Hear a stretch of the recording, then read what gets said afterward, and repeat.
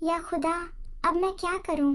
बारिश का मौसम शुरू हो गया है और बारिश कभी भी शुरू हो सकती है, लेकिन मैंने तो अभी तक अपने लिए पक्का घर भी नहीं बना पाया है और मैं तो अंडे भी देने वाली हूँ। अगर बारिश शुरू हो गई तो फिर मैं अपने अंडों को लेकर कहाँ जाऊंगी और कहाँ रहूंगी? मेरे पास तो रहने की कोई जगह नहीं है। रानू चिड़िया बैठी ऐसे सोच रही थी कि तभी वहाँ कालू कौवा आ जाता है और वो रानू से कहता है, रानू, क्या हुआ है? तुम यहाँ ऐसे क्यों बैठी हो? देखो बाहर कितना अच्छा मौसम हो रहा है, चलो हम दोनों कहीं बाहर घूमने चलते हैं। नहीं कौवे भैया, मैं बाहर नहीं जा सकती। मैं अंडे देने ही वाली हूँ और मैं परेशान भी बहुत हूँ। तो ये तो खुशी की बात है, तुम अंडे देने वाली हो तो इसमें परेशानी क्या है? तुम क्यों परेशान हो? देखो कौवे भैया, आपको तो पता ही है कि मेरा यह घर कितना पुराना है और यह बहुत कमज़ोर भी है।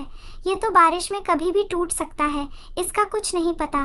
मेरे पास तो रहने के लिए दूसरा घर भी नहीं है, तो मैं बारिश के मौसम में अपने बच्चों की और अंडों को देखभाल कैसे करूँगी? रानू चिड़िया की यह बात सुनकर कालू कौवा अपने आप से कहता है, कहीं ऐसा ना हो कि यह चिड़िया मुझे ही अपने घोंसले की मरम्मत करने के लिए ना बोल दे, क्योंकि मैंने अपना घोंसला तो बड़ी मुश्किल से बनाया है, तो मैं इसका घोंसला मरम्मत नहीं कर सकता। मैं तो यहाँ से चला जाता हूँ। वो कालू कौवा यह सोचता है और चिड़िया से कहता है, ठीक है चिड़िया, तो अब मैं चलता हूँ, मुझे कोई ज़रूरी काम याद आ गया है। यह कहकर वो कालू कौवा वहाँ से चला जाता है और रानू चिड़िया तो इसी सोच में सो जाती है। फिर तभी तेज बारिश शुरू हो जाती है और साथ ही हवाएं भी चलने लगती हैं। अगर सिर्फ बारिश होती तो शायद रानू चिड़िया का घोंसला बच जाता, लेकिन साथ में तेज हवाएं चल रही थीं और तूफान भी आ गया था, इसलिए रानू चिड़िया का घर तो हिलने लगता है।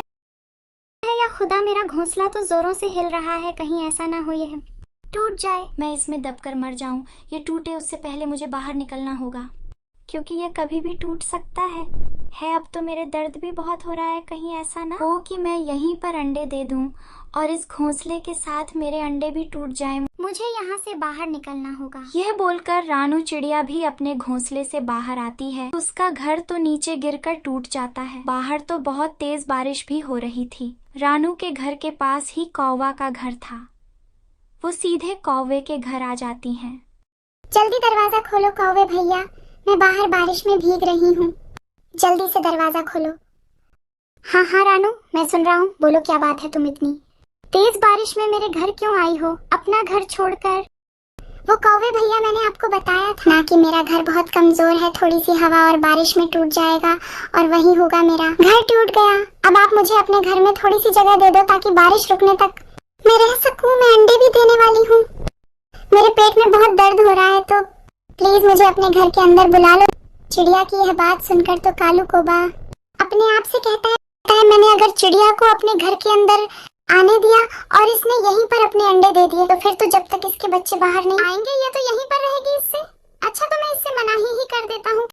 मैं तुम्हारी मदद तो करता, लेकिन मेरे घर पर तो मेरे ससुराल वाले आए हुए हैं और इसमें बिल्कुल भी जगह नहीं है, तो तुम किसी और के घर जाकर मदद मांगो। यह कहकर कालू कौवा अपने घर का दरवाजा बंद कर लेता है। तब चिड़िया कहती है, हे अब मैं क्या करूं और कहाँ जाऊं? कौन मेरी मदद करेगा?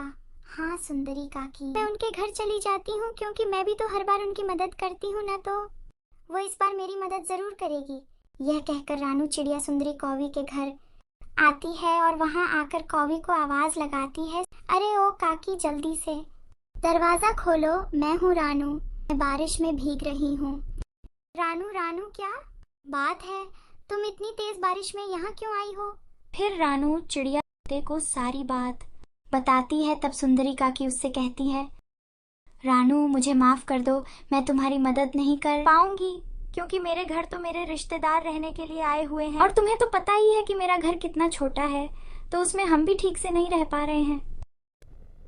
फिर रानू सुंदरी कौवी की यह बात सुनकर उदास मन से वहां से सीधी तोते के घर आती है और उसे आवाज लगाती है।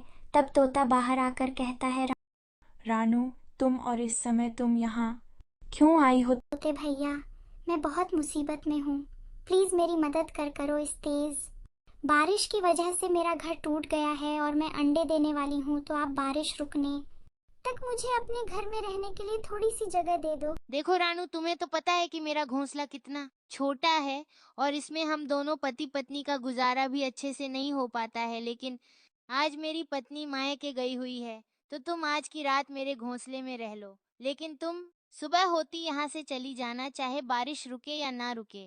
मैं तुम्हें सिर्फ आज की रात रहने के लिए दे सकता हूँ रानू। रानू चिड़िया तो अपने सर पर सिर्फ छत चाहती थी, इसलिए वह तुरंत बोलती है, तोते भैया आपका बहुत बहुत धन्यवाद। कम से कम आपने मुझे आज की रात तो अपने घर में रहने के लिए दे दिया ना। मैं सुबह होते यहाँ से चली जाऊंगी। चिड़िया तुरंत ही तोते के घर के अंदर आ जाती है। रानू बहुत भीग चुकी थी, इसलिए उसे तोते के घर के अंदर बहुत गर्माई महसूस होती है। ये घर हम सबके लिए किसी निर्मल से कम नहीं होते। फिर रात हो जाती है, बारिश भी बहुत तेज हो रही थी। रानू चिड़िया ऐसे सोचते हुए सो जाती है और अगली सुबह वो 2 अंडे भी दे देती है। तब वो कहती है, मैं अब क्या करूं, मैं अपने अंडों को लेकर कहाँ जाऊं। ये बारिश तो रुकने का नाम ही नहीं ले रही है, लेकिन मुझे अपने लिए और अपने अंडे के लिए बाहर जाना होगा और बाहर जाकर कोई ना कोई बंदोबस्त तो करना ही होगा। यह सोचकर रानू चिड़िया अपने अंडों को लेकर वहां से चली जाती है और वो एक पेड़ पर जाकर बैठ जाती है और इधर उधर देखने लगती है वो कहाँ अपना घर बनाए। तब भी उसकी नजर एक तरबूज की बेल पर पड़ती है, जहाँ बहुत सारे तरबूज लगे हुए थे, जिन्हें देखकर वो सोचती है, क्यों ना मैं इस तरबूज का खोखला करके इसके अंदर अपना घर बना लूं। इसमें मेरे अंडे सुरक्षित रहेंगे और बारिश का पानी भी नहीं आएगा। फिर रानू चिड़िया यह सोचकर वहां से एक तरबूज लाती है और उसका खोखला करके अपने लिए एक तरबूज का घर बना लेती है।